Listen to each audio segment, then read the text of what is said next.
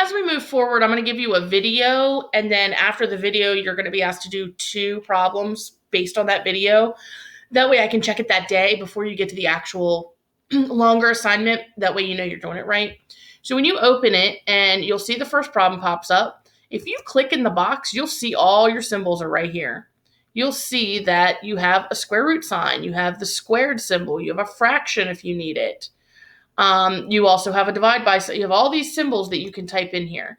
So I'm going to do the first one with just this one with you real quick. So I'm going to add, my first step is to add 3 to both sides. If I hit enter, I can go in the line below. I'm going to do 5. That leaves me with 5x squared. And you notice I just put that, puts the squared up there for me, equals 45.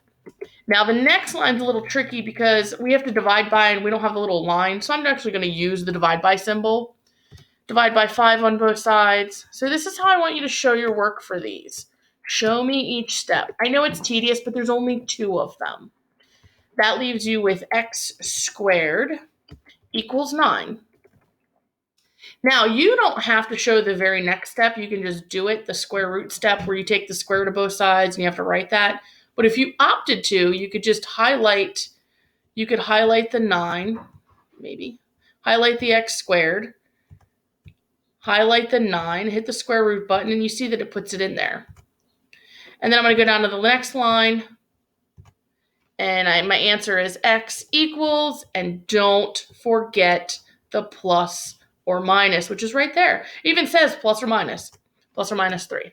And that's your answer, and then you'll go to the next question. You only have to do 2 of these. I know it's tedious to show the work. On the classwork, you don't have to show this much, but I just want to make sure you're on the right track. Thanks.